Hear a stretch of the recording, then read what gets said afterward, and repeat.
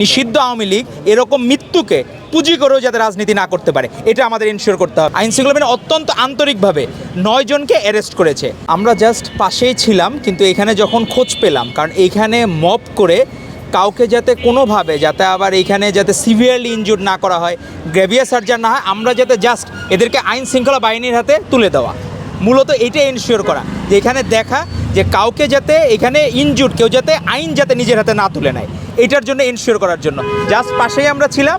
কিন্তু এখানে আইন যাতে কেউ যদি তুলে নেয়, মব করে, সেটা দায়ভার তো আবার আমাদের উপরেই পড়বে। তো সেজন্য ন্যূনতম যাতে মব না হয়, আইন শৃঙ্খলা বাহিনী এসেছে এবং সহযোগিতা করেছে। এবং এখানে আমরা দেখলাম আইন শৃঙ্খলা বাহিনী অত্যন্ত আন্তরিকভাবে 9 জনকে অ্যারেস্ট করেছে। আমরা চাই ভবিষ্যতে নিষিদ্ধ আওয়ামী লীগ এরকম মৃত্যুকে পুঁজি করেও যাতে রাজনীতি না করতে পারে, এটা আমাদের ইনশিওর করতে হবে। কারণ মৃত্যুকে তারা সমবেদনা জানাইতেই পারে, নামাজ মসজিদে পড়তে পারে, কিন্তু বাইরে নিষিদ্ধ কোনো রাজনীতি তারা করতে পারবে না। নিষিদ্ধ আওয়ামী লীগের কার্যক্রম যেহেতু নিষিদ্ধ হয়েছে, সেটাকে যাতে পরবর্তীতে পেট্রোনাইজ যাতে কেউ না করে, আবার উল্টা যাতে মবও না হয়, দুইটা আমাদের ইনশিওর করতে হবে। তো মৃত্যুকে পুঁজি করে যাতে আর কোনো রাজনীতি না হয়। তোফায়েল আহমেদ বর্ষিয়ান রাজনীতিবিদ ছিলেন, তার এখানে জানাজা পড়ার সুযোগ হয়েছে, বাকি যারা নামাজ পড়েছে সবাই সুযোগ পেয়েছে, এতটুকু পর্যন্ত করতে পারে। কিন্তু বাইরে এসে জয় বাংলা স্লোগান দিবে, এটা কখনো গ্রহণযোগ্য না। এই জায়গায় অবশ্যই আমাদের প্রত্যেককে সতর্ক থাকতে হবে, কেউ যাতে এই জয় বাংলা স্লোগান না দিতে পারে। আর জয় বাংলা তো এখন হয়ে গেছে যে আওয়ামী লীগের ট্রেডমার্ক স্লোগান। তারা তো নিজেদের এটা এমনভাবে ফ্রেমিং করছে যে আওয়ামী লীগের ব্যক্তিগত সম্পত্তি হয়ে গেছে। তো নিষিদ্ধ আওয়ামী লীগ এই স্লোগান দিয়ে পরবর্তীতে আর যাতে কোনো রাজনৈতিক অপকর্ম না করতে পারে, সেদিকে খেয়াল রাখতে হবে। পাশাপাশি জনগণও যাতে উচ্ছৃঙ্খল হয়ে মব সৃষ্টি না করতে পারে, সেটাও আবার আমাদেরকে দেখতে হবে। যে মব করে যদি কেউ এখন নিজের হাতে আইন তুলে নেয়, আমরা কখনোই চাই না বাংলাদেশে আর কখনো কোনো মব হোক। তো আমরা এই জায়গায় আইন শৃঙ্খলা বাহিনী আন্তরিকভাবে দায়িত্ব পালন করেছেন। এজন্য আমরা আমাদের মাননীয় প্রধানমন্ত্রী এবং মাননীয় স্বরাষ্ট্রমন্ত্রী সহ বাকি সকলকে ধন্যবাদ জানাচ্ছি, যারা সুন্দরভাবে যারা এখানে জয় বাংলা স্লোগান দিয়েছে তাদেরকে অ্যারেস্ট করেছে। এজন্য আমরা ধন্যবাদ জানাই, কৃতজ্ঞতা জানাই। আর আপনাদের মাধ্যমে জানাতে চাই, আপনারা জানাজা পড়বেন, কোনো সমস্যা নাই, কিন্তু এইভাবে স্লোগান দিয়ে নিষিদ্ধ ছাত্রলীগ বা আওয়ামী লীগের কর্মকাণ্ড পরিচালনা করবেন, এটা যাতে আর কখনো না হয়।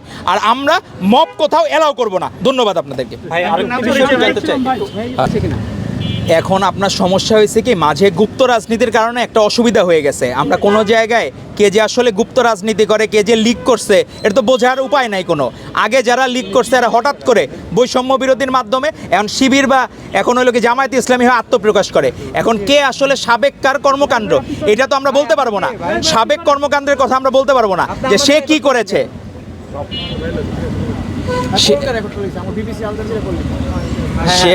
সে এই আচ্ছা আবার শুরু থেকে শুরু করে দেন।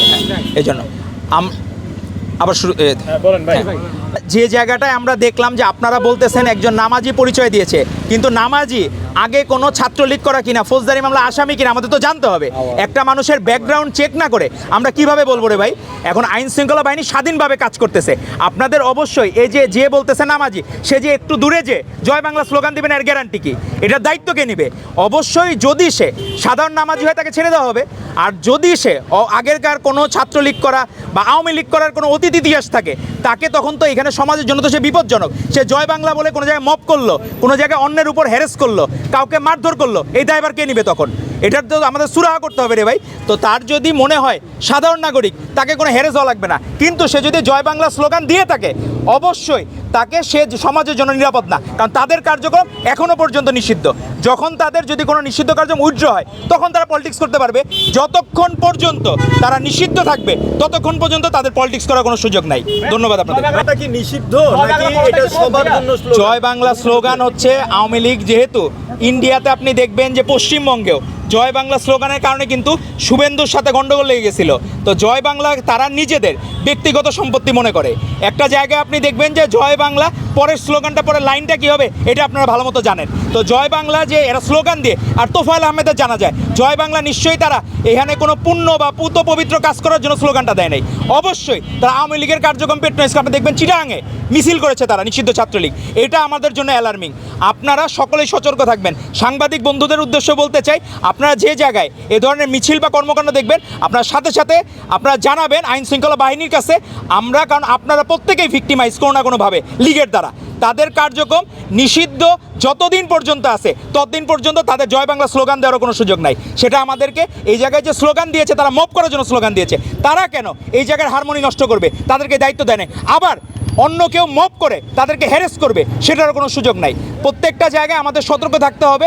দুই পক্ষেরই, যারা নিষিদ্ধ আওয়ামী লীগের কার্যক্রমকে ভালোবাসে, পছন্দ করে, তাদের এখানে রাজনীতি করার কোনো সুযোগ নাই। আর তারা অন্যরা যারা আছে, সাধারণ মানুষজন, যদি এদেরকে হুমকি মনে করে তাদের উপর আঘাত করে, তাদেরকে ক্ষতি করার চেষ্টা করে, ব্যক্তিগতভাবে কারোর উপর আঘাত করা যাবে না। আইন শৃঙ্খলা বাহিনীর কাছে আপনারা তুলে দিতে পারেন।